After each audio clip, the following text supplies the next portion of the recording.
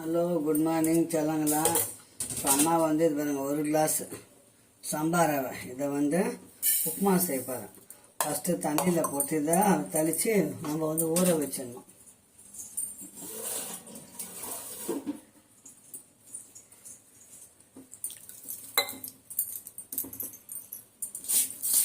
ரொம்ப தண்ணி ஊற்றக்கூடாது.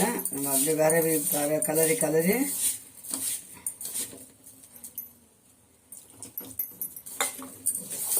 நம்ம தாளிக்கிறது வரைக்கும் ஊறினா போதும்.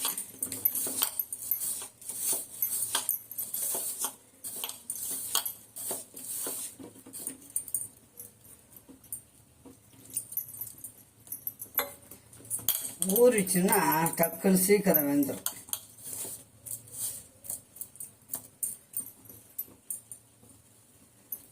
அவ்வளோதான் பிள்ளைங்களா, அப்படியே ஊறட்டும். நம்ம உப்புமா ரெடி பண்ணிக்கலாம்.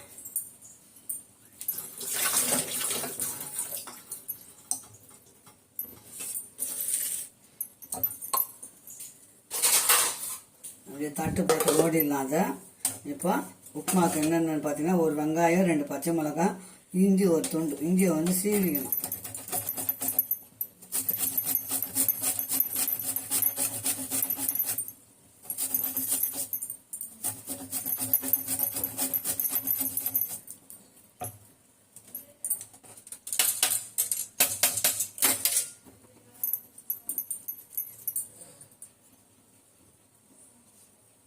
நம்ம சட்னி ரெடி பண்ணிக்கலாம். 2 பச்சை மிளகாய், ஒரு சின்ன இஞ்சி போட்டாச்சு. அதில் இஞ்சி போட்டாச்சு.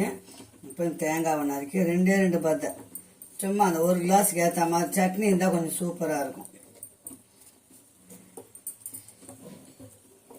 உடச்சக்கல்லையும் தேங்காய் பத்தை வச்சு சட்னி அரைச்சிட்டோம்னா அந்த உப்புமாவுக்கு சம்பா கோதுமை ரவைக்கு நல்லா சூப்பராக இருக்கும். அவ்வளோதான்.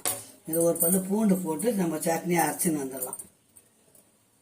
இது பாருங்க, இப்போ தேங்காய் சட்னி அரைச்சாச்சு. அதை வந்து மாற்றிட்டு தாளிச்சிட்டோம்னா உப்புமா கலரணும்னா ஒரு செகண்டில் முடிஞ்சிடும் டிஃபன் வேலை.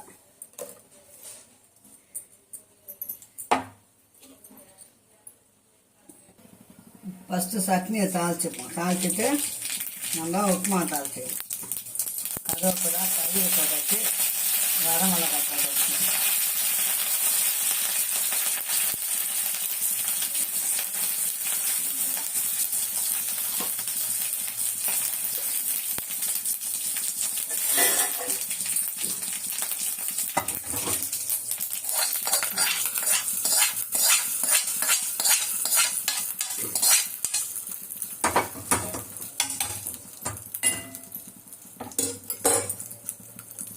சட்னி தாளிச்சாச்சு. அடுத்தது உப்புமா செஞ்ச வேண்டியதுதான்.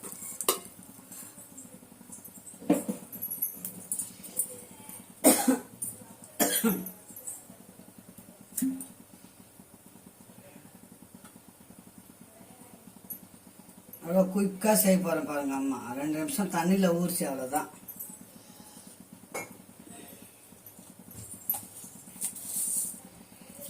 எண்ணெய் ஊற்றி கடுகு போட்டுக்கோங்க, அவ்வளோதான்.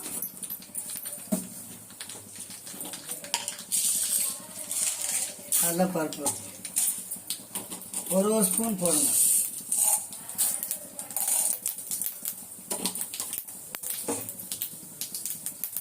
ஒரு 10 கருவேப்பிலை. சாதாரண உப்புமா கலக்கிற மாதிரி தான். என்ன ஸ்பெஷல் மாதிரி தான், கொஞ்சம் இஞ்சியும் கொஞ்சம் பெருங்காயமும் போடணும். கோதுமை ரவை இல்லைங்களா, இஞ்சி போடணும். இஞ்சி துருவி போட்டணும்.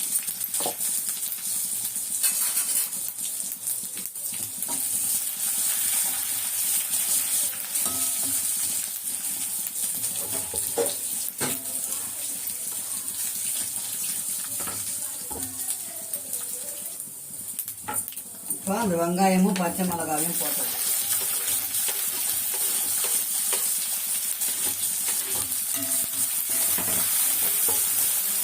அவ்வளோதான் பிள்ளைங்களா. கொஞ்சம் நல்லா உப்பு போட்டுக்கலாம். கொஞ்சமாக உப்பு போடுங்க. பத்தலைன்னா கூட அப்புறம் போட்டுக்கலாம். தண்ணி கொதிக்கும் போது பார்த்துக்கின்னு போட்டுக்கலாம். வெங்காயம் மட்டும் நல்லா கொஞ்சம் வதங்கணும். இப்போ 1 டம்ளருக்கு ரவை போட்டோமா, 2 டம்ளர் தண்ணி. ரொம்ப தண்ணி ஊற்றினா பொதுன்னு ஆகிடும். அவ்வளோதான். இது நல்லா கொதிக்கிட்டோம்.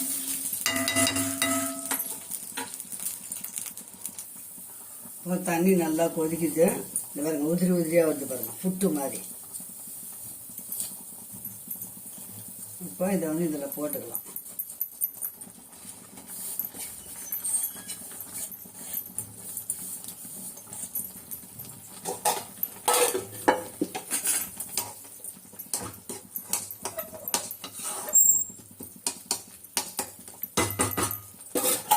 அப்படியே சிறுவா வச்சோம்னா சிறுவா வெந்துடும்.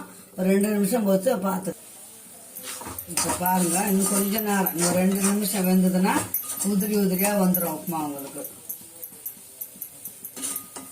ஒரு 2 நிமிஷம் அப்படியே அனல்லே இருக்கும். இப்போ பாருங்க பிள்ளைங்களா, 2 நிமிஷத்துல உங்களுக்கு சூப்பரான சம்பா கோதுமை உப்புமா ரெடி ஆயிடுச்சு. சுகர் பேஷண்ட்டுக்கு நல்லது, எல்லாருமே சாப்பிடலாம், குழந்தைங்கலேருந்து பெரியவங்க வரைக்கும். ஹெல்த்தான ஃபுட்டு தான் அம்மா வீட்டில் இன்னைக்கு. இந்த மாதிரி செஞ்சு சாப்பிடுங்க. நீங்களும் வாரத்தில் ஒரு நாளாச்சும் சம்பா கோதுமை சேர்த்துக்குங்க. சுகர் வந்து கண்ட்ரோலில் இருக்கும். அவ்வளோதான் பிள்ளைங்களா, சூப்பரான சம்பா கோதுமை உப்புமா ரெடி ஆயிடுச்சு. இதுக்கு சட்னியும் தாளிச்சாச்சு.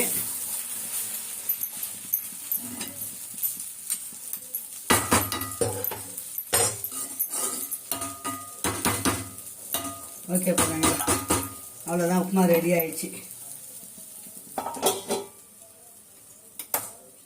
பிள்ளைங்களா, அம்மா அது பாருங்க, சூப்பரான சம்பா கோதுமை உப்புமா ரெடி ஆயிடுச்சு. அதுக்கு தேங்காய் சட்னி அரைச்சிட்டேன். சுட சுட சாப்பிடலாம். இன்னைக்கு வீடியோ இதோட முடிச்சிடலாம். மீண்டும் ஒரு நல்ல வீடியோ சந்திக்கலாம். பாய் செல்லங்களா.